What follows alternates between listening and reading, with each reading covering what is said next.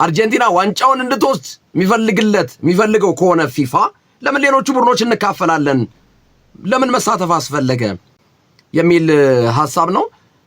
የተለያዩ መላምቶችን ከተለያየ የጨዋታው ሂደት ጋር እናነሳለን።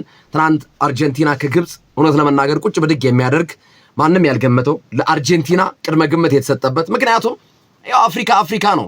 ሰሜን አፍሪካን በሉት፣ ደቡብ አፍሪካን በሉት፣ ምስራቅ አፍሪካን በሉት፣ ምዕራብ አፍሪካን በሉት፣ አፍሪካ በሌሎቹ እይታ የሚታየው ደካማ አህጉር በየትኛውም ረገድ በእውቀትም ምን በለው በኳሱም ምን በለው ደካማ አህጉር በድህነትም በሁሉም ረገድ አሳንሰው ነው የሚያዩት ለሌሎች አህጉሮች ማለት ነው። እና አውሮፓንም እንውሰደው ላቲን አሜሪካንም ራሷን እንውሰዳት ለአፍሪካ ያላቸው አመለካከት ጥቁሩ አህጉር ነው የሚባለው ራሱ በብላክ ነው የሚመስለው በጥቁር ነው የሚመስለው እና ግን ከአፍሪካ ሌላ ሀገር በገንዘብ ተገዝተው የሚሄዱ ተጫዋቾች ኑሯቸውን ለማሻሻል በሚሄዱ የአፍሪካ ተጫዋቾች ነው በአውሮፓም በላቲን አሜሪካም ውጤታማ እግር ኳስ ተጫዋቾች ነው የምንመለከታቸውና ትልቁ ነገር ያው ለረጅም ጊዜ የቆየ ነው። አፍሪካውያን እውነት ለመናገር ራሳችንም ላይ ብዙ ችግሮች አሉ።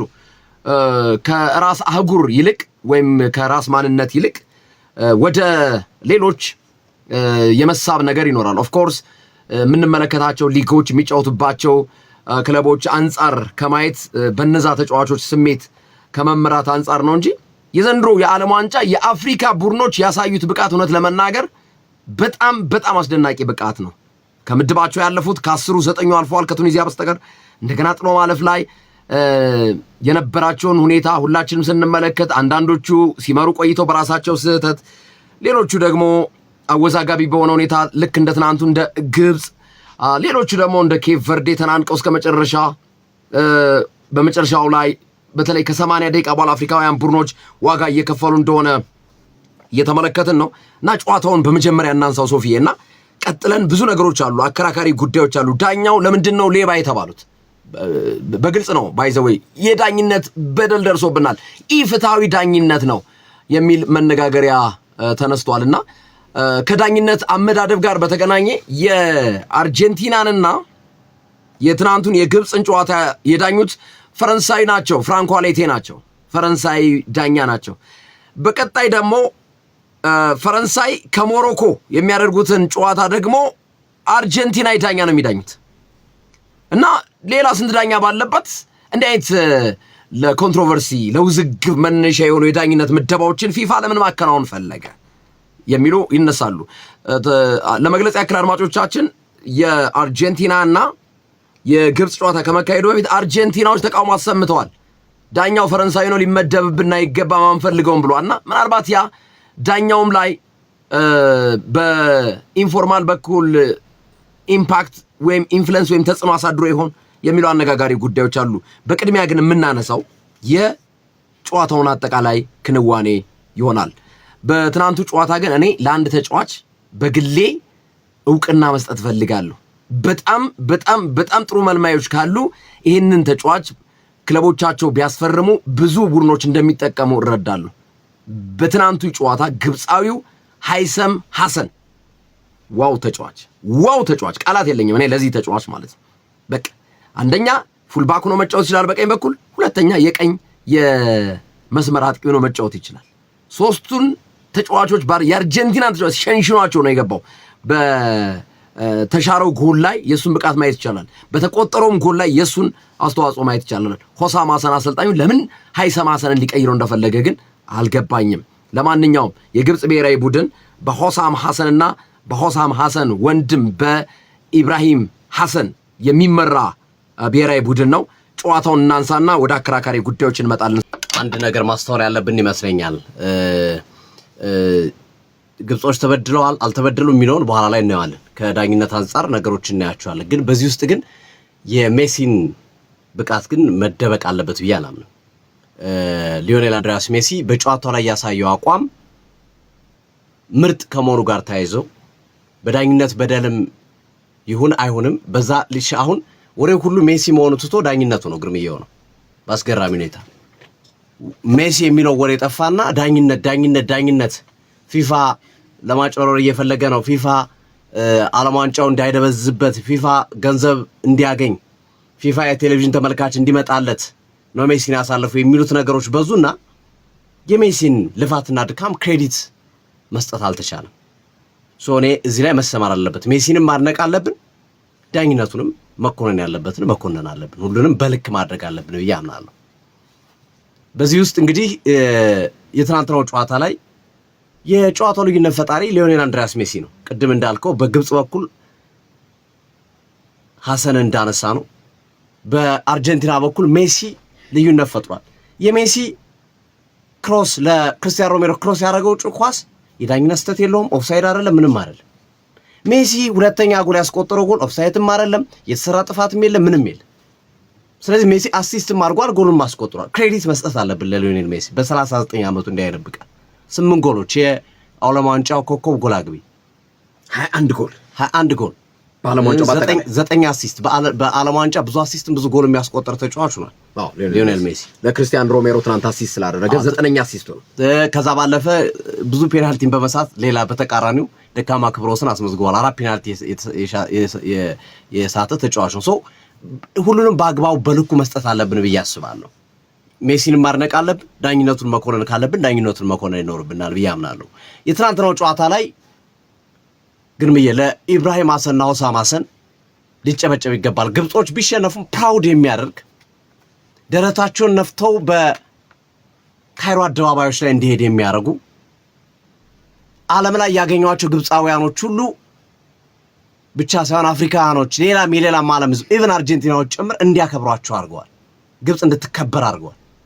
አፍሪካን አስከብረዋል። ግብጾች ትናንት በነበረው እንቅስቃሴ ላይ ቅድም ያነሳው ግርሜ አፍሪካ ግብጽ ነው፣ ኢትዮጵያ ነው፣ ጥቁር ነው፣ ነጭ ነው የለም። በቃ አፍሪካን በአንድ ምድብ ነው የምንታየው። አፍሪካ ነው ተብሎ ነው የሚታመነው በዓለም ላይ ማለት ነው። ይሄ የኢትዮጵያና የግብጽን ግጭትን ራሱን የቻለ እሱ ሌላ ኬዝ ነው። ይሄ ከአባይ ግድብ ጋር ምናምን የተያዙ ነገሮች እሱ ሌላ ኬዝ ነው። ማንም ኢትዮጵያዊ በኢትዮጵያነቱ የሚደራደርበት ጉዳይ ስላልሆነ ማለት ነው። ግን ይሄ የአፍሪካዊ ከእግር ኳስ ፖይንት ኦፍ ቪው ከእግር ኳስ ነጥብ ብቻ ከተመለከትነው አፍሪካን ወክለው ነው የተጫወቱት ከእግር ኳስ ብቻ። ከዛ የአባይ ግድብን ካነሳን እኛ ምናልባት ከግብጽ ተቃራኒ ነው የምንቆመው አብዛኛው ኢትዮጵያዊ ጥርጥር በሌለው መንገድ ማለት ነው ካለን የእርስ በርስ ሽኩቻ አንጻር ወይም ካለን መጥፎ ግንኙነት አንጻር ማለት ነው። እኛውን እግር ኳስን ብቻ ነው የምንመለከተው። ግን እግር ኳሱ ላይ ነው ትኩረታችን። እግር ኳስን ከፖለቲካ ጋር እግር ኳስን ከኢኮኖሚ ጋር እናያይዝካል ሌላ ትንታኔ መስራት ይኖርብናል፣ ሌላ ባለሙያ መጋበዝ ይኖርብናል። እኛ እግር ኳስን ብቻ ስለሆነ የማየው ከእግር ኳስ ፖይንት ኦፍ ቪው አንጻር ትናንት ግብጾች ያደረጉት ነገር ለመላው አፍሪካ ማስተማሪያ ነው። ሀያሏን አርጀንቲና ትልቋን አርጀንቲና ሊገነድሱ የደቂቃዎች ዕድሜ ነበር የቀራቸው። የዓለም ዋንጫ ሻምፒዮኗን አርጀንቲና ሜሲ ያለባትን አርጀንቲና ለመገንደስ ጥቂት ነገር ነው የቀራቸው የነበረው ያንን ለማድረግ። በነገራችን ላይ አንዳንድ አስተያየቶችን እያየው ነበር የውጭ ሚዲያዎች የሚዘግቧቸውና ትንሽ እያዝናኑኝ ነበረ። ለአፍሪካ ቡድኖች ሁለተኛው ሃይድሬሽን ላይ አንዱ ሃይድሬሽን 25ኛው ደቂቃ ላይ ነው፣ ሁለተኛው ሃይድሬሽን 70ኛው ደቂቃ ላይ ነው። ለአፍሪካ ቡድኖች ሁለተኛው ሃይድሬሽን ላይ ውስኪ ነው እንደሚሰጧቸው የሚል የቀለዱት ቀልድ በጣም አዝናንቶኛል። ምክንያቱም ሴኔጋል እንደዛ ሆነች፣ ኮትዲቯር እንደዛ፣ ደቡብ አፍሪካ እንዳለ በጥሮ ማለፎ 32 ላይ የወደቁት ከ70 ደቂቃ በኋላ ነው። ትናንትም ደግሞ ያ ነገር ተከሰተ፣ ሌላ አነጋጋሪ ክስተት ተከሰተና ብቻ እንደዛ አድርገው አዝናኝ ነገር አልኮል ነው እንደሚሰጧቸው ሁለተኛው የውሃ ረፍት ላይ ሃይድሬሽን ላይ በሚል እንደ መዝናኛም እንደ ጨዋታም አድርገው የለቀቋቸው ነገሮች ትልቅ ነገሮች ናቸው። እኔ የጨዋታው ተርኒንግ ፖይንት ግርምዬ ያነሳው ሐሰን ነው። ሐሰን ተገድዶ ተቀይሮ ወጣው። በነገራችን ላይ ጉዳት ነው ግርምዬ ቀይሩ ብሎ ነው የወጣው። አሹርና ሐሰን መቀየራቸው መጀመሪያ አሹር ተቀየር፣ ያሹሩን በሚገባ እነ ትሪዝጌ ሸፍነውታል። ያሹሩን ተቀይሮ መውጣት ያውም አሹር ረፍት ላይ ነው የወጣው በሐምዲ ፋቲ ነው የሱ መውጣት ያሹር መውጣት ተሸፍኗል በአግባቡ። የሐሰን መውጣት ግን አልመሰለኝም። የመጨረሻዎቹ ቅያሬዎች በሊዮኔል ስካሎኒ በኩል በጣም ስኬታማ ነበሩ። በተለይ ላውታሮ ማርቲኔዝ ግርምዬ በጨዋታው መጀመሪያ ጀምሮ ስንናገር ነበረ። ላውታሮ ማነው ሁሊያን አልቫሬዝ እና ሜሲ በጣም ብዙ ጊዜ ተሞክሮ ያልሰራ ሊንካፕ ነው። ያጨዋት መንገዳቸው በጣም የተለያየ ናቸው። ምክንያቱም ሁሊያን አልቫሬዝ ሆልድ አድርጎ የሚጠብቅ ተጫዋች አይደለም። ኳስ ከፍቶ መሄድ የሚፈልግ ራሱ መጫወት የሚፈልግ አንድ ሁለት ታጫውቶ የሚሄድ ተጫዋች አይደለም። ቀንሶ መሄድ ምናምን የሚፈልግ አይነት ተጫዋች ነው ሁሊያን አልቫሬዝ። ላውታሮ ማርቲኔዝ ደግሞ ጠብቆ የሚያሻግር ጠብቆ ኳስ የሚሰጥ አንድ ሁለት ተቀባብሎ ሳጥን ውስጥ የሚገባና ለሜሲ ያጫወት መንገድ የሚመቸው ላውታሮ ማርቲኔዝ ነው። ለረጅም ዓመታት የተመለከትነው ጨዋታውም የተቀየረው ላውታሮ ማርቲኔዝ ከገባ በኋላ። በተለይ ሶፊ በጣም ሲሪየስሊ እየተናገርክ ነበር ከመጀመሪያው ከላይናፑ ጀምሮ ማለት ነው። አይሆንማ ግርምዬ አይተነዋል። የሁሊያን አልቫሬዝ እና የሜሲን ጥምረት እንደማይሰራ ደግመን ደጋግመን አይተነዋል። ላውታሮ ማርቲኔዝ ሜሲ ግን ይሰራል በብዙ ጊዜ እንደተመለከትነው። አንደኛ ሳጥን ውስጥ ጨረቃ ውስጥ ሁሌ የሚገኝለታል ለሜሲ ለሚያሻግረው ኳስ ሜሲ ፓስ ለሚያደርገው ኳስ ምቹ ነው። ሁሊያን አልቫሬዝ ሙቭመንቱ በጣም ከባድ ስለሆነ 5-50 ውስጥ ተጠብቀው ከጀርባ ልታገኙት ትችላለህ። ሁሊያን አልቫሬዝ በጣም ማለት ዲቴል ስንገባ ልዩነታቸው የሰፋ ነው። የሁለቱ ተጫዋቾች በጣም የተለያየ ባህሪ ያላቸው ተጫዋቾች ናቸው ላውታሮ ማርቲኔዝ እና ሁሊያን አልቫሬዝ። እሱ አንዱ ሜጀር ልዩነቱን የፈጠረው ይሄ ቅያሪ እንደሆነ አምናለሁ። ይሄኛው ቅያሪ በጣም ወሳኝ ነው ብዬ አስባለሁ። ከሜሲ ምታታዊ እንቅስቃሴዎች በተጨማሪ ማለት ነው። የሆሳም ሐሰን ቡድን በትልቁ የተጎዳው ሐሰንን ቀይሮ ሲያስወጣ ነው በአስገዳጅ ሁኔታ ስለሆነ። ሐሰን ያጠቃል፣ ይከላከላል። መሐመድ አሊ ጎን እኮ ነው የምታገኘው ሲከላከል። ሲያጠቃ ደግሞ ከየት እንደመጣ ታውቀውም ፊት ላይ ከሳላ ጎን ታገኘዋል። ሐሰን የሚገርም ነው። በዛ ላይ ምንም አይነት የፓስ ስህተት አታገኝበትም። ተጫዋቹ አኩሬት ናቸው ፓሶቹ። ሁለቴ እኮ ነው አንደኛው የተሻረውን ጎል እሱን አሲስት ያደረገው፣ ሁለተኛው የጸደቀውን ጎልም እሱና መሐመድ ሳላ ይዞ መጣ ለሐሰን ሰጥቶ ሐሰን በአግባቡ ለመሐመድ ሙስጠፋ ዚኮ አቀበረው። መሐመድ ዚኮ አስቆጠረው እና የሐሰንን ግልጋሎት ማጣታቸው የግብፅን የካውንተር አታክ እንቅስቃሴ የመልሶ ማጥቃት እንቅስቃሴ ገታው። ያ ምን ፈጠረ? ለአርጀንቲናዎች ሙሉ በሙሉ ካለፍራቻ ተጭነው እንዲጫወቱ አደረጋቸው። ሙሉ በሙሉ ሐሰን በሚኖርበት ሰዓት ግን ፈራ ተባ እያልክ ተከላካዩ ሄድም ከሄደ እንደሚቀጣ ያውቋል። ቀጧቸው አለ። ሐሰን ከወጣ በኋላ ግን ያንን የሚያደርግ ተጫዋች አልነበራቸው። ትሬዝጌ ነው ተክቶት የገባው ነገራችን ላይ። ትሬዝጌ ግራ ላይ ነው የነበረው፣ ሞር መከላከሉን አይሰራ የነበረው በትክክል እና ያ ውጤት እንዲያጡ እንደ ምክንያትነት ልታነሳው ትችላለህ። ያው ዳኝነቱ ለብቻ ይሄ አከራካሪ ጉዳዮችን ለብቻ እንመልከተው ከሚለው ጉዳይ ጋር ስላያያዝ ነው ማለት ነው። ስለዚህ ታክቲካሊ የነበሩት መሰረታዊ ልዩነቶች እነዚህ ነበሩ። የላውታሮ ማርቲኔዝ መግባት በሊዮኔል ስካሎኒ ቡድን በኩል በሆሳም ሐሰን በኩል ደግሞ የሐሰን ተቀይሮ መውጣት በጉዳት ምክንያት ግብፅን አደጋ ውስጥ ከቶታል። በነገራችን ላይ ጎላ የተቆጠረው 78-79 ደቂቃ አካባቢ ነው። 79ኛው ደቂቃ ወደ 80 ደቂቃው መግቢያ አካባቢ ነው። ያቺ ጎል ትንሽ ገፍተዋት ቢሆን ኖሮ ግብፅ የማሸነፍ ፕሮባቢሊቲ ከፍተኛ ነበር። ምክንያቱም ያቺ ጎል ስትቆጠር አይተው ከሆነ ግብፅ ወረደ እንዳለ ነው የወረደ። አንዷን ጎል ለማስቆጠር ትግል ውስጥ ገባ። አርጀንቲና ደግሞ ሙሉ በሙሉ ነቅሎ ወጥቶ አጠቃ። ያቺ ጎል 80ኛው ደቂቃ 79ኛው ደቂቃ አካባቢ ባትቆጠር እንደው እስከ 85 እስከ 86 እንኳን ቢይዟቸው ኖሮ ኮንፊደንሳቸው ይበልጥ የሚዳብርበት ሂደት ነበር እና ያቺን ደቂቃ ይዞ አለመቆየታቸው ያመጣው ነገር ነው ብዬ ነው ማምነው። ክርስቲያን ሮሜሮ በጣም አስደናቂ ስራ ነው የተገኘበት ቦታ፣ ታይሚንጉ፣ ኦፍሳይድ እንዳይሆነ ያደረገው ጥንቃቄ፣ የሊዮኔል ሜሲ ጥራት ያለው ክሮስ በጣም በቃ ለእኔ ከሜሲም ከኢንዞ ፈርናንዴዝም ጎል በላይ ያቺ ጎል ናት ጨዋታውን የቀየረችው። የሜሲ አሻግሯት ክርስቲያን ሮሜሮ ካስቆጠረ በኋላ 10 ደቂቃ ነበራቸው። ንጹህ 10 ደቂቃ ነበራቸው። በቃ ይገባል ጨዋታው የመቀየር ዕድል እኔ እንደውም ወደ ተጨማሪ ሰዓት ይሄዳሉ የሚል ነበረ ግምቴ። ጭራሽ ወደ ማሸነፉ ጭምር ነው የመጡት አርጀንቲናዎች ማለት ነው። ያ የፈጠረው ነገር እኔ 100 የሐሰን የሆሳም ሐሰንም ክፍተት ነው ብዬ ለማንሳት አልችልም። የግብፅ ተጫዋቾችም ጥረት አላረጉም ብዬ እንደው እነሱንም ልፋታቸውን ድካማቸውን መጣል አልፈልግም። ብቸኛው እኔ ለዚህ ውጤት ማጣት ለዚህ ጎል መቆጠር ለነዛ ጎሎች መቆጠር ሐሰን አለመኖሩ ቢያንስ እንደው ጨዋታውን እንኳን ወደ ተጨማሪ ሰዓት ይወስዱት ነበር ብዬ አምናለሁ። ወደ ተጨማሪ ሰዓት እንኳን ይወስዱት ነበር ሐሰን ቢኖር ብዬ እምነት አለኝና እንዳልከው ግርምሾ ይሄ ተጫዋች በጣም ልዩነት ፈጣሪ ገና 24 ዓመቱ ነው።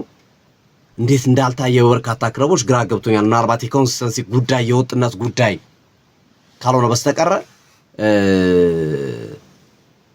ይሄ ጉዳይ በጣም ተጫዋቹ እንዴት እስካሁን አለመታየቱ ራሱ ገርሞኛል።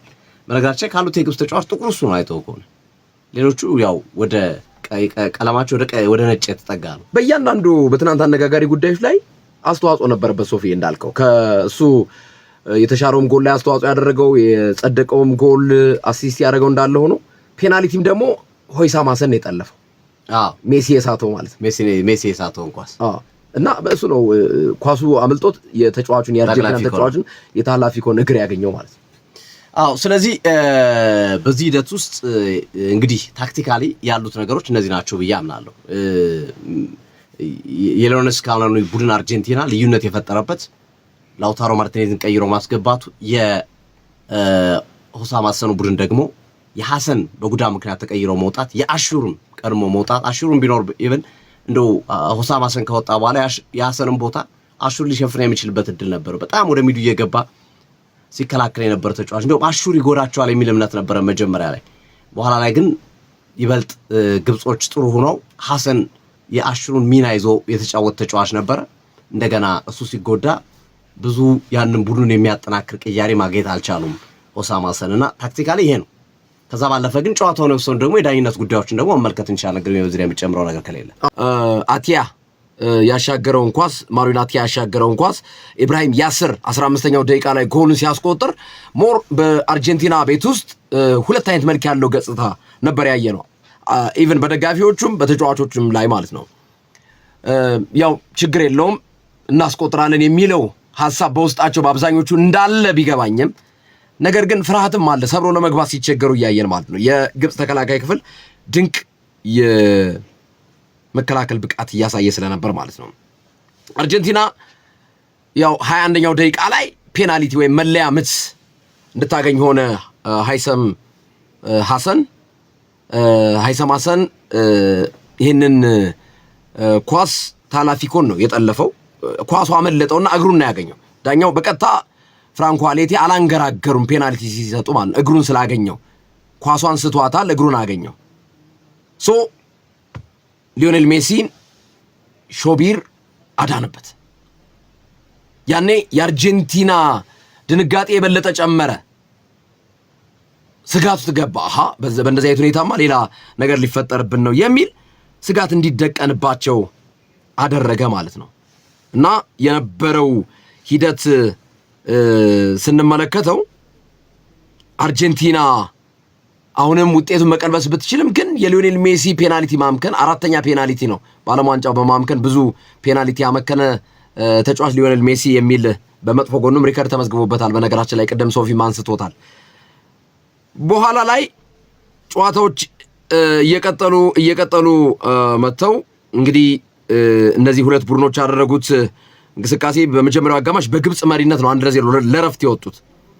በርካታ ድራማዎች የታዩበት ለአርጀንቲናም አስደንጋጭም አስደሳችም ሁለት አይነት ገጽታ የታየበት ግን ሁለተኛው አጋማሽ ላይ ነው። የመጀመሪያው አጋማሽ ዋና የሚባሉ ክፍተቶች የግብጽ ጎል ማስቆጠር፣ እንደገና የሊዮኔል ሜሲ ፔናልቲ በሾቢር የዳነበት ነው። ሰከንድ ሃፍ ላይ ግን ለአርጀንቲና አስደሳችም እንዲሁም ደግሞ ቀደም ሲል አሳዛኝም ወይም አስደንጋጭም የሆነ ነገር የተከሰተባት በዚህ ገጽታ ነው። ግብጽ እስከ 79ኛው ደቂቃ ድረስ በደስታ ታጅባ እየተጓዘች ነበር። እርግጠኛ ነበሩ ውጤቱን ይዘው እንደሚወጡ። ዓለምም ማንም አላመነም። ማንም ይሄ ይሆናል ብሎ አልጠበቀም። ሁላችንንም ብንጠየቅ አይ በዚህ ደረጃ እንዲማ ይሆናል ብለን አላሰብንም። ግን ግብጽ ደቂቃው እየተቃረበ ሲመጣ አርጀንቲና ጫና ውስጥ 58ኛው ደቂቃ ዚኮ ሲያስቆጥር ጎሉን ያልጸደቀው ጎል ማለት ነው። እሱ አከራካሪ ጉዳዮች እንዲነሱ ተደረገበት ማለት ነው። አንዱ የትናንቱ ወደ ቀጣዩ ሐሳባችን ልንገባ ስለሆነ ነው ይሄን እንደ መንደርደሪያ እያነሳሁት ያለሁት።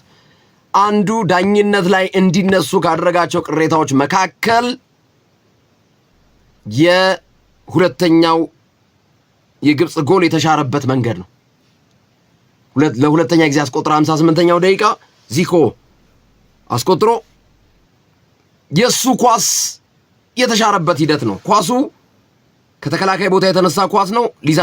ማለትም ከግብጽ የተከላካይ ክፍል ቦታ ላይ ሊሳንድሮ ማርቲኔዝ ሊያጠቃ ሂዶ ነበር።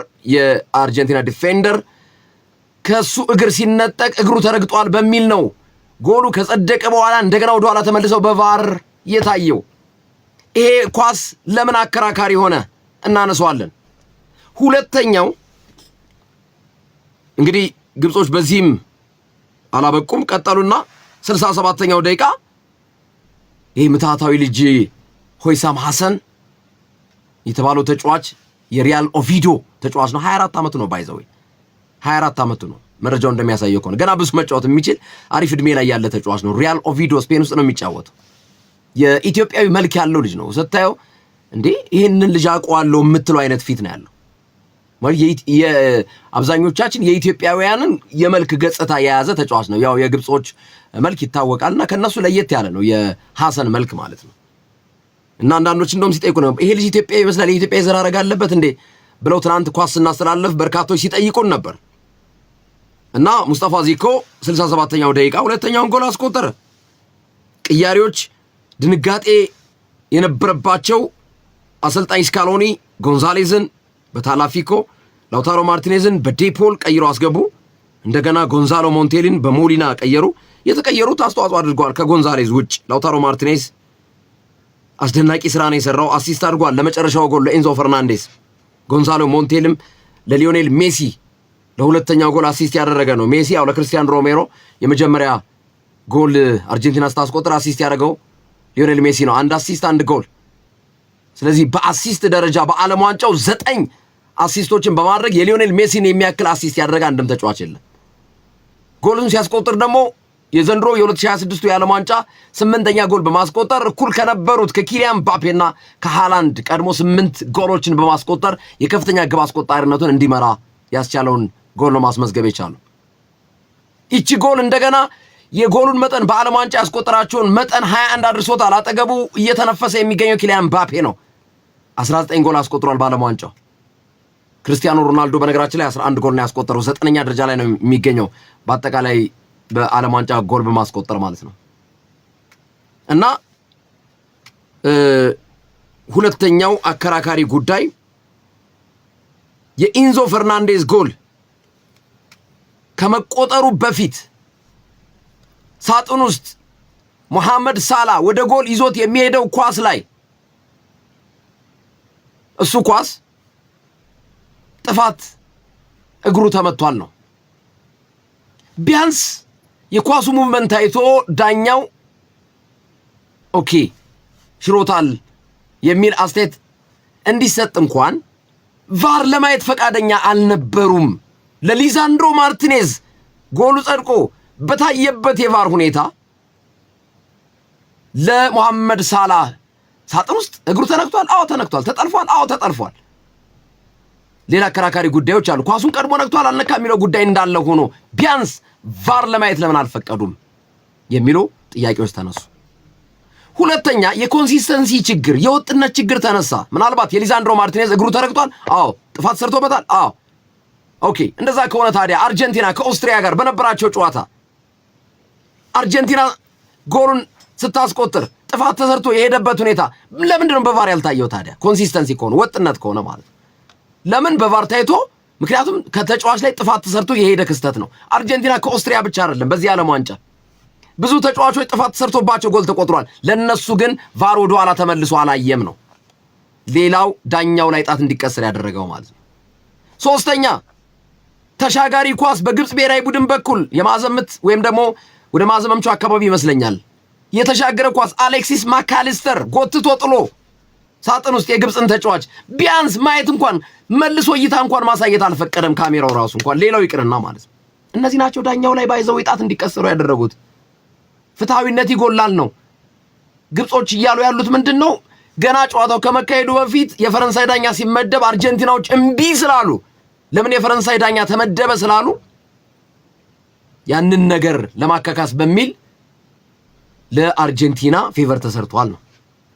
ከዛ ሌሎች ጉዳዮችም ሊዮኔል ሜሲ ምንም ጥያቄ የለውም ከሌላ ዓለም የመጣ ያስቆጠረውን ጎል ለተመለከተ ሰው ምን አይነት ብቃት እንዳለው ለሊዮኔል ሜሲ ምንም ጥያቄ ነው። ቆመን ነው የምናጨበጨው።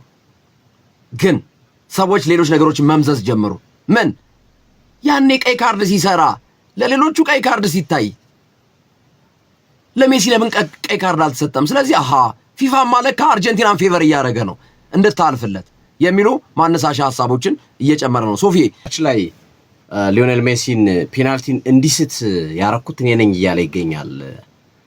አይሾ ስፒድ ኢትዮጵያ መጥቶ ነበር። አይሾ ስፒድ ከጎሉ ጀርባ ነበር የነበረው ሜሲ ፔናልቲውን ሲመታና ለመረበሽ ሲሞክር ይታያል ቪዚብሊ የግብፅን ማሊያ ሁሉ ለብሶ አይሾው ስፒድ እና የክርስቲያኖ ሮናልዶ እና የፖርቹጋል አድናቂ ነው። የፖርቹጋላዊ ነው እሱ በእንትኑ አሜሪካ ቢኖርም ዝሮ እኔ እንትኑ እንዲስት አድርጌዋለሁ ወይም አይኑ እኔ ላይ እንዲያርፍ በማድረግ ፔናልቲው እንዲስት አድርጌዋለሁ የሚል ሀሳብ ሲያነሳ ተመልክተነዋል። በቃል ማለት ጨዋታው ከመጠናቀቁ በፊት በመሃል በነበሩት የላይቭ ቪዲዮዎች ላይ ያን ነገር ሲያደርግ ተመልክተነዋል አይሾው ስፒድ።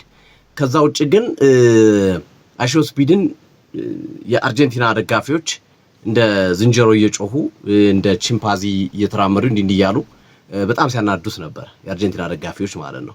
እና እሱ ከዘረኝነት ጋር ተያይዞ ምናልባት ፊፋ ምርመራ ሊጀምርበት እንደሚችል ተጫዋቾች ላይ ብቻ ሳይሆን ደጋፊዎች ላይም እንዲህ አይነት ነገር መታየት የለበትም በሚል እንቅስቃሴ መጀመሩ እየተነገረ ነው የሚገኘው። አርጀንቲናዎች ባይዘው ሶፊ በጣም ከባዶች ናቸው።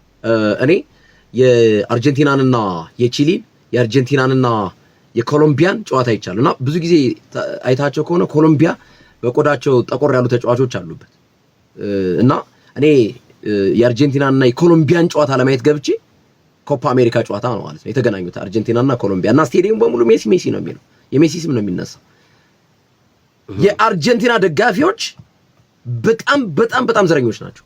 በጣም ከነሱ መሀል ምናልባት ፎቶግራፉን አይተው ይሆናል ሶፊ። ከነሱ መሀል ከአርጀንቲና ደጋፊዎች መሀል ነበር የነበርኩት።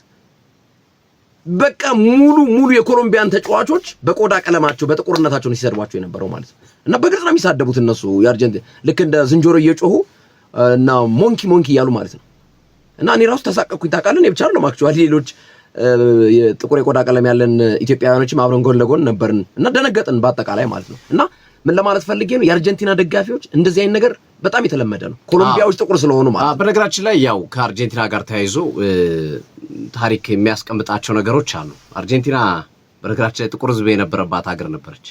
ብዙ ጥቁሮች የሚኖሩባት ሀገር ነበረች አርጀንቲና እና ጥቁሮችን ስትራቴጂካሊ ሆን ተብሎ ከአሁን አይደለም ከረጅም ዓመታት በፊት ስትራቴጂካሊ አጥፍቷቸዋል ተብሎ ይነገራል። በታሪክ ደረጃ ማለት ነው ከጥቁሮች ጋር የተያዘ ሂስትራቸው። ለዛ ነው አሁን ብዙዎች ሜሲን የሚጠሉት አይመስለኝም። አርጀንቲናን ግን የብዙ ሀገር ዜጎች ይጠሏቸዋል ከዘረኝነት ጋር ተያይዞ ያላቸውን አቋም በማየት ማለት ነው። እና እሱ ብዙ ጊዜ መነጋገሪያ ይሆናል። አርጀንቲና ጨዋታ ባላት ቁጥር በተለይ ከአፍሪካ ቡድኖች ከነ ኮሎምቢያ ምናምን ጥቁር ሕዝቦች ካሉባት ሀገር ጋር ስትጫወት ብዙ ጊዜ እንዲህ አይነት ነገር የተለመደ ነው አርጀንቲናና እንዳልከው እንዲህ አይነት ነገሮች በትልቁ ይነሱባቸዋል አርጀንቲና ጋር ተያይዞ ማለት ነው። አሁን ትናንት እንኳን ሌሊት ላይ አሁን ኮሎምቢያ ሲጫወት እንኳን ዳቪሰን ሳንቼዝ ጥቁር ነው። በጣም ብዙ ተጫዋቾች እነ ሌርማ በጣም ብዙ ተጫዋቾች እንዳለ ናቸው። ኮሎምቢያና ኢኳዶር የታወቁ። አርጀንቲና ግን ስትራቴጂካሊ እንደዛ አይነት ነገር ይነሳባቸዋል። አርጀንቲና ላይ አንድ ጥቁር ተጫዋች አጠራልኝ አይደለም። ጃቪር ፓስቾሬ የሚባል ተጫዋች በፊት ነበር፣ ከዛ በኋላ የለም ጠፍቷል እንዳለው እና አሁን ጥራልኝ የምትል ብራዚል ታገኛለህ፣ ኢኳዶር ታገኛለህ፣ ሁሉም ጋር አለ እነ ቪኒ ጁኒየር አሉ። ብራዚል ምንም ላቲን ውስጥ አውሮፓ ምትሄድ ታገኛለህ። አርጀንቲና ብቻ ነው ጥቁር ተጫዋች። አርጀንቲና የለም። አሁን በዚህ ስብስብ አሁን ባለው ከረንት ወርልድ ካፕ አንድ ተጫዋች አጠራልኝም ጥቁር ተጫዋች። የሜሲን ጉዳይ አንስተናል። ቅድም የአርማዎቻችን ዘግታቸው የገባችሁ በደንብ አንስተናል። ቃል በቃል ያስቀመጥነው ምንድነው የሜሲን ማጂክ፣ የሜሲን ምታት፣ የሜሲን እንቅስቃሴ በዳኛው መሸፈን አይቻልም። በቃ ይሄ በአራት ነጥብ መዘጋት ያለበት ጉዳይ ነው። ሜሲ ይችላል። በጣም የሚገርም ብቃቱን ያሳየን፣ እሱን በደንብ አውርተነዋል። አሁን ግን ዳኝነቱን ደግሞ ለብቻ እያየነው ነው። አወዛጋቢ ጉዳዮች፣ አነጋጋሪ፣ አከራካሪ ጉዳዮች በምን ይታያሉ? ቅድም ያልጠቀስናት ግን ሶፊ አንድ ሀሳብ ማንሳት አለብን ብዬ አስባለሁ። በክርስቲያኖ ሮናልዶ የቡድን ሂደትና በአርጀንቲና የአንድነት የቡድን ተጫዋች የአንድነት መንፈስ ልዩነት መኖሩን ከትናንትና ወዲያ የተደረጉ ሁለቱን ጨዋታዎች እናነጻጽር። ክርስቲያኖ ሮናልዶ በአንድ ሚዛን፣ ሊዮኔል ሜሲም በሌላ ሚዛን እናስቀምጥ። ሮናልዶ እንደዛ ሲያለቅስ አጠገቡ መጥቶ ማንም ተጫዋች አይዞህ ያለው እንኳን አልነበረም። ሮናልዶን መሀል ላይ የነበሩ የፖርቹጋል አይጦች ነበሩ፣ ምቀኞች ነበሩ። ለሮናልዶ ኳስ በአግባቡ ላለማድረስ አክቹአሊ ሌሎች የሚያነሱት ነገር አለ፣ ራሱ ሮናልዶም ኢጎ ስላለበት ነው የሚሉ አስተያየት ሰጪዎች ሊኖሩ ይችላሉ። ግን እውነት በግልጽ በሚታይ ሁኔታ የፖርቹጋል አማካይን ክፍል ለሮናልዶ ግልጽ የሆነ ጥላቻ እንዳለው፣ ደስተኛ እንዳልሆኑ፣ ሆድና ጀርባ እንደሆኑ ሮናልዶና እነ ብሩኖ ፈርናንዴዝ እነ ቪቲኒያ እነ ጆዋው ኔቬስ ከዚህ በፊት እንደው ቪቲኒያ ነው ብዙም ያልተናገረው፣ ጆዋው ኔቬስ ተናግሮታል ሮናልዶ። እህትየው ጭምር በጣም የመናደር ስሜት እንዴት ፈርናንዴዝ ጆአው ኔቬዝ እኮ በግልጽ የተናገረው እኮ ከ40 ዓመት በላይ የሆነ ተጫዋች እንደ 90 ደቂቃ ሙሉ ይጫወታል ብሎ የተናገረ ተጫዋች ነው ጆአው ኔቬዝ። ብሩኖ ፈርናንዴዝ ከማንቸስተር ዩናይትድ ጀምሮ እስካሁን ድረስ ከሮናልዶ ጋር ያላቸው በግልጽ በሚያሳይ ሁኔታ እኔ የፖርቹጋል አይጦች ነው የምላቸው፣ ምቀኞች ናቸው ለሮናልዶ ስኬታማ አለመሆን ኢቭን ሌላውን ቶ ፍቅር ባለማሳየት ረገድ። ትናንት ሜሲ ላይ ምንድነው ያየነው? ሜሲ ሲያለቅስ ሁሉም ተጫዋቹ እየመጡ እያቀፉ ሁሉም እስከ ግብ ጠባቂው ማርቲኔዝ ድረስ፣ ቀጥሎስ ወደ ሰማይ እንዲከፍ እያደረጉት ወደ ላይ ሮናልዶን እንደዛ ከፍ ቢያደርጉት እርግጠኛ ነኝ ወደ ላይ ልከውት ሁሉም ርቀው መሬት ላይ እንዲወድቅ ነው የሚያደርጉት በዚህ ሁኔታቸው ማለት ነው። ሊዮኔል ሜሲ ላይ ግን ሶፊ ጨዋታው አልቆ አላየውም? ወደ ላይ ሲያነሱት ሜሲን ይዘው መጥተው ይሄ ነው የቡድን ዩኒቲ አንድነትን የሚያጠናክረው ለማለት ያክል ነው። ምን ያህል ልዩነት እንዳለው ለማሳየት ነው። አሁን ወደ ኮንትሮቨርሻሉ ጉዳይ እኔ የአነጋጋሪው ጉዳይ እኔ አንድ ጥያቄ ብቻ ነው መጠየቅ የምፈልገው እዚህ ጋር የፔናልቲው ያሰጣል አያሰጥም የመሐመድ ሳላ የሚለውን እሱ ሌላ መከራከሪያ ነጥብ ነው። ግን ዳኛው ለምንድን ነው ማየት ያልፈለጉት? የሌሳንድሮ ማርቲኔዝን ወደ ኋላ ሂደው ካዩ ሂደውም ማይተው ጎሉን ከሻሩ ማየት ምን ችግር አለ? ቢያዩ ቫር ቢያዩት አጠራጣሪ አከራካሪ ጉዳይ ነው። ይሻሩ ችግር የለውም እኮ አይ መጀመሪያ ኳሱን ሌሳንድሮ ማርቲኔዝ አግኝቶታል፣ ከዛ በኋላ ዙሯል፣ ከዞረ በኋላ ነው ጥፋት የተሰራበት ብለው ዳኛው የራሳቸውን ውሳኔ ወስኑ። ግን ቢያንስ ቢያዩ ለግብጾች ቢያንስ ሪስፔክት ማድረግ አይሆንም? ለግብጾችን ማክበር አይሆንም? እኔ ዳኛው ቢያንስ እንኳን ለማየት ያልፈቀዱበት መንገድ ነው ያልገባኝ። ያ ሁሉ ጥያቄ ሁሉ ጩኸት እየተነሳ መሐመድ ሳላ ራሱ እየጠየቃቸው ዝም ብለው ያለፉበት መንገድ ጥያቄ የሚያስነሳ ጉዳይ ነው። ያንን እንከራከርበት። ግማሹ ያሰጣል ይልሻል፣ ግማሹ ያሰጥም ይልሻል። ይሄ እንደያንዳንዳችን እይታ ሊለያይ ይችላል። ምክንያቱም ሌሳንድሮ ማርቲኔዝ የመጀመሪያውን ኳስ ነካበት፣ ከነካ በኋላ ሁለተኛውን ኳስ ለማገዝ ሲሄድ ግን መሐመድ ሳላን ጠልፎታል። የነካውን ኳስ ደግሞ ለማገዝ ሲሞክር መሐመድ ሳላ ፊቱን ወደ ጎል አዙሯል። ኳሷ ደግሞ ወደ ተቃራኒ አቅጣጫ ነበር እየሄደች የነበረው። ስለዚህ ይሄ ጎሉን ማነው ፔናልቲውን ያሰጣል አያሰጥም? ይሄ ዳኛው አይቶ መወሰን ያለባቸው። ግን አከራካሪ ጉዳይ ነው። ማየት ነበረባቸው፣ ማክበር አለባቸው የተቃራኒ ቡድንም።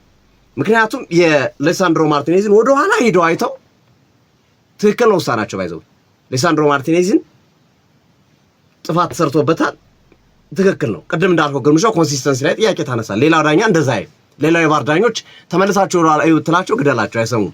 ያ ሁሉ ደቂቃ ወደ ኋላ ሄደው አይሉም፣ ያ ሁሉ ሴኮንዶች እና ይሄ ልዩ ስፔሻል ትሪትመንት ለአርጀንቲናዎች አለ ወይ እንድትል ሊያደርግ ይችላል። ቢልም አይፈረድበትም አንድ ሰው።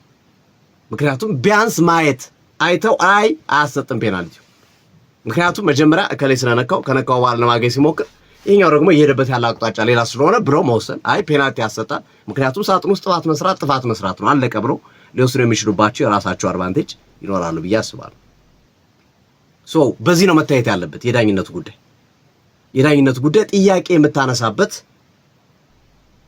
በዚህ ጉዳይ ነው። አንደኛው ወደ ኋላ ሄዶ ከተመለከቱ ያኛው ነው ለምን ወደ ኋላ ሄዶ አይመለከቱ የሚል ጥያቄ ማንሳት ከነ ኦሳማ ሰን ከነ መሐመድ ሳላ ትክክለኛ ጥያቄ ነው፣ ትክክለኛ ሐሳብ ነው የዚህን ጥያቄ ማንሳት ማለት ነው። ከዛ በኋላ ዳኛው አያሰጥም ብሎ ይወስኑ እንከራከርበታለን። እና ያሰጣል ሊያከራክር ይችላል። ሁለቱም ያከራክራሉ። ነገራችን ቢሰጡም ያከራክራል፣ ባይሰጡም ያከራክራል። ግን ቢያንስ ማየቱ አንድም ቡድን ሪስፔክት ከማድረግ አንጻር፣ ከማክበር አንጻር፣ የዳኝነትን ፌር ከመሆን አንጻር አላዩትም። ጭራሽ አላዩትም። ዳኛ ሪፕሌዩንም እኮ በመከራ ነው አንዴ ያየናል። ሪፕሌዩን በመከራ ነው አሁን ጧት ነው ያየነው፣ ወይም ከጨዋታው በኋላ ነው እንደገና ፈልገህ የምታገኘው ሪፕሌዩ። እና ይሄ በትልቁ የምታነሳው ጉዳይ ሆኖ እንመለከተዋለን። በዳኛው በኩል የተወሰኑት ውሳኔዎች ማለት ነው የምታነሳቸው ነገሮች ከነዚህ ጋር የተያዙ ናቸው። አንዳንድ እንቅስቃሴዎች ላይም እንደዚሁ 50-50 ፋውሎችን የሚሰጡና ድንጋጤ ነገር ነበረባቸው። ፍራቻ ነገሮችን ፍራንኮስ ለዚህ ላይ በተደጋጋሚ ስትመለከት የነበረበት ሂደት ነበር። ቅድም ያልከው ነገር ነው ዋናው ነገር። የሁሉ ዳኛ ባለበት ለዚህ ዓለም ዋንጫ ትልቅ ግምት የሚሰጣቸው ብቻ ሳይሆን ከቅርብ ጊዜያት ወዲህ ሁለቱ ብሔራዊ ቡድኖች በተለይ ፈረንሳይ የዓለም ዋንጫውን ካጣቸው ወዲህ 2022 ላይ የሁለቱ ቡድኖች ፉክክር የሚጠበቅ ነው። በተለይ እንደዚህ አይነት ጥሮ የምድብ ጨዋታ ቢሆን ችግር የለው። የጥሮ ማለፍ ምናምን ጨዋታዎች ነው ምድብ። አሁን ፈረንሳይ ከሞሮኮ የሚያጫውቱት 5ቱ ሞሮኮ እንትን አርጀንቲና ናቸው ቫርዳኞቹን ጨምሮ። የትናንቱ ደግሞ በሙሉ ፈረንሳይና ከነረዳቶቻቸው ጨምሮ ማለት ሶ ይሄ እንዲህ አይነት ነገር እንዴት ተወስናለህ? እንደ ዳኛ ያለ የለም ዳኛ ይሄን ያለ በሀገሪቷ በዓለማችን ዳኛ የለ። አከራካሪ የሆነ ነገር ለምን ታደርጋለህ? ሌላ ሀገር ዳኛ ምንም ይወስን ምንም የሌላ ሀገር ዳኛ ማድረግ የለብህም ወይ? በነገራችን ላይ ትናንት ሞሮለስ ለአርጀንቲና አድልተዋል ተብሎ ስለታመነው እንጂ ዳኛው በተቃራኒ ቢሆን ደግሞ እንዲሁ አርጀንቲና ተበድራለች ተብሎም ጥያቄ ሊነሳባቸው የሚችሉ አይነት ጥያቄዎች ሊነሱ ይችላል። ምክንያቱም ፈረንሳይ በፍጻሜው አርጀንቲና እንዳታገኝ ከወዲሁ ለመመለስ ወይም ከወዲሁ ለማስቀረት ያደረጉት ነገር ነው ሊባል ይችላል። አርጀንቲና ተበድራ ቢሆን ኖሮ ማለት ነው በዛ ሂደት ውስጥ ለምሳሌ ጎሉ ቢጸድቅ ሁለተኛው ጎል የተሻረው ጎል ማለት ነው መሐመድ ዚኮ ሁለቱንም ያስቆጥሩ የተሻረውንም የጸደቀውንም ያስቆጥረው መሐመድ ዚኮ ቢጸድቅ አሁን እዚህ ጋር የምናወራው ሌላ ነው። ሌሳንድሮ ማርቲኔዝ ጥፋት ሰርቶበት እንዴት ዳኛው አላዩም የሚለው መከራከሪያ በትልቁ ይነሳ ነበር። ይሄ ደግሞ ሆን ብሎ ነው ያደረጉት አርጀንቲና ከፈረንሳይ በፍጻሜው እንዳይገናኙ ከማድረግ አንጻር የሚል ሀሳቦች ይነሳሉ። በነገራችን ላይ አርጀንቲና ግማሽ ፍጻሜ እስከምትደርስ ድረስ በፊፋ የደረጃ ሰንጠረዥ 10 ውስጥ ያለ ቡድን አታገኝ፣ ቶፕ 10 ውስጥ ያለ ቡድን አታገኝ። ግማሽ ፍጻሜ እስከምትደርስ ድረስ እንግዲህ የእንግሊዝና የኖርዌይን አሸናፊ ምናልባት እንግሊዝን ካገኘች ከ10 ውስጥ ያሉ ቶፕ 10 ቡድኖችን ታገኛለች። እስቲል እንደዛ ካልሆነ ኖርዌይን የምታገኝ ከሆነ ከቶፕ 10 ውጭ ያሉ ቡድኖችን ነው በሙሉ ከምድብ ጀምራ እስከ ፍጻሜ ድረስ የምታገኘው። ይሄ ድርድሩ እድል ነው፣ ሆም ተብሎ ነው እንግዲህ ይሄ ሊታይ የሚችልበት የራሱ አንግል ይኖራል። ግን ብዙዎች የተከራከሩበት ነው ሆም ተብሎ አርጀንቲና እንድታልፍ የተደረገው ነው። አሁን የኖሳ ማሰን አስተያየት በቃ ገንዘብ ፍለጋ ነው ፊፋ ይሄን ያደረገው። ሜሲ ካለ ስፖንሰሮች ስላሉ ሜሲ ካለ ብዙ ተመልካች ይኖራል ብለው ስላሰቡ ከራሳቸው ገቢ ጋር አያይዘው ያደረጉት ነገር ነው እንጂ ጨዋታውን እኛ ማሸነፍ ይገባን ነበረ። ይህንን ያደረጉበት መንገድ ከዛ ጋር የተያዘ ብቻ ነው የሚል ሐሳብ ያነሳል። መሐመድ ዚኮ ፊክስር ነው ያለው ጨዋታው ተጭበርብሯል ያለው ቃል በቃል ጨዋታው ተጭበርብሯል፣ በዳኛው ጨዋታው እንዲጭበረበር ሆን ተብሎ ተሰርቷል የሚል ሐሳቡን ያነሳል። ያው በዋነኝነት የሚያነሱት የሳላን ፔናልቲ ነው። የሳላ ፔናልቲ ተሰጣ የኤንዞ ፈርናንዴዝ ጎል ተሽሮ ለሳላ ፔናልቲ ቢሰጥ ኢጂፕት ታሸንፍ ነበር። የመጨረሻ ደቂቃ አካባቢ ስለነበር ማለት ኦቬስ ነው፣ ግልጽ ነው ጥያቄያቸው። ሳላ ላይ የተሰራው ጥፋት ፔናልቲ ቢሰጥ ያኛው ጎል ይሻራል የኤንዞ ፈርናንዴዝ ከዛ ተመስርቶ የሄደ ኳስ ስለሆነ ስለዚህ ግብጽ ታሸንፋለች ነው ጥያቄያቸው የነሱ ጥያቄ እና ፊክስር ነው በቃ ተጭበርብሯል ጨዋታው ሆን ተብሎ ጥያቄ እንዲነሳበት ሆኗል የሚል ሐሳብ ታነሳለህ። ግን በዚህ መሃል ደግሞ የምታነሳቸው ጥያቄዎች አሉ። 2-0 ለማስጠበቅ አችልም 2-0 አድቫንቴጅንም ይዘህ የቆየባቸውን ሂደቶች ማየት አለብህ። 2-0 አድቫንቴጅ ይዘህ የቆየባቸውን ደቂቃዎች ቀሪዎቹን 10 ደቂቃዎች በተወሰነ መንገድ ብትታገል ከዳኛ ጋርም ሰጣ ገባ ውስጥ ማትገባበት ወይም ዳኛንም አዳልቷል አላዳላ የምትልበት ሁኔታ ውስጥ ላትገባ ትችል ነበር። ከዛ አንጻር ስንመለከተው ሌላ የመከራከሪያ ነጥብ ልታነሳ ትችላለህ። ዞሮ ግን በዚህ የዓለም ዋንጫ በዚህ የትናንትናው ጨዋታ ላይ ብዙ አወዛጋቢ ብዙ አነጋጋሪ ክስተቶች የነበሩበት እኔ ዳኛው ላይ የማነሳው ጥያቄ አንድ ጥያቄ ነው። ፔናልቲውን ይስጡ አይስጡ የሚለው አይደለም ጥያቄ። ለምን አላዩት? ቢያንስ ለምን ዳኛው በቫር ነውም አይደለም። ምክንያቱም በጣም ሜጀር ኢንሲደንት ነው፣ ትልቅ ጉዳይ ነው። አይደለም የሚበሉ ፋውል አልተሰራም የሚበሉ ፋውሉ ቀድሞ ነው የተሰራው ኳስ ከነካ በኋላ ነው የሚበሉ ምንም የሚበሉ ግን ቢያዩ ምክንያቱም አወዛጋቢ ድርጊት ስለሆነ ጥያቄ አምበሎ አንስቶላቸዋል። መሐመድ ሳላ የሊሳንድሮ ማርቲኔዝን ጥፋት እኮ ለመመልከት እኮ የቫርን ጥያቄ እኮ አልጠበቁም። ግርሜ የቫር ጥያቄ አልጠበቁም። ኳሱን ወዲያው ነው ያቆሙት። ጎል እንደተቆጠረ ቆሙ አላቸው፣ ሂዶ ነው ያዩት። የመሐመድ ሳላ ግን ጎሉ ተቆጥሮ ደስታቸውን እየገለጹ አርጀንቲናዎች ማየት የሚችሉበት እድል ነበር። ማየት አልፈለጉም ጭራሽ። ይሄ አንዳንዴ የነ ሆሳም ሐሳብ የነ መሐመድ ዚኮ ሐሳብ የነ መሐመድ ሳላ ሐሳብ በተወሰነ መንገድ ውሃ የሚያነሳ ወይም የሚደፋ ሐሳብ እንደሆነ ትመለከታለህ። አሁንም ግን ደግሜ የምለው በዳኝነትም ስህተት ይሆንም አይሆንም የሜሲን ክሬዲት ግን ማሳጣት የለብንም። የሜሲን ብቃት ግን በዳኝነት ሽፋን በፍጹም ማውረድ አለብን ብዬ አላስብም። ሜሲ የትናንቱ የአርጀንቲና ማርሽ ቀያሪ ተጫዋች ሜሲ ነው። አሲስቱ የሱ ነው። ያቻነቱ ጎል የሱ ነው። ሁሉም ነገር ሜሲ ነው ማለት ይቻላል። በትናንትናው ጨዋታ ላይ ሊዮኔል አንድሪያስ ሜሲ ክሬዲቱን ማጣት የለበትም ብዬ አምናለሁና እኔ እንደዚህ ነው የምመለከታቸው። አከራካሪ ጉዳዮቹ በዚህ መንገድ መታየት አለባቸው ብዬ አስባለሁ። በነገራችን ላይ የግብፅ እግር ኳስ ፌዴሬሽን በይፋ ለፊፋ ክስ መስርቷል። ለዳኛው ላይ ያለውን ቅሬታ ሙሉ በሙሉ በጨዋታ ላይ የነበረውን ቅሬታ ሙሉ በሙሉ አስይዞ ለፊፋ አቅርቧል። እንግዲህ በምን ይታያል፣ በምን ይመረመራል፣ ዳኛው ይቀጣል አይቀጣል የሚሉትን ጉዳዮች አብረን የምንመለከተው ነው የሚሆነው። የዳኛው ውሳኔ ልክ ነው አይደለም የሚሉት ውሳኔዎች ጥያቄ የሚያስነሱ ይሆናል። እንግዲህ በኢንዲፔንደንት ፓናል ወይም በነፃ ሰዎች ተሰብስበው የሚያዩት ነው የሚሆነው። ይህንን ጉዳይ ያሰጣል አያሰጥም ዳኞችም ጭምር ያሉበት ነው ፓናል። ልክ የባሎገንን ቀይ ካርድ እንዳነሱት ዳኛው ላይስ እርምጃ ወስዱ ይሆን ወይስ ዳኛው ውሳኔ ትክክል ነው የሚለውን በቀጣይ ቀናቶች የምንመለከት ይሆናል። ግርምዬ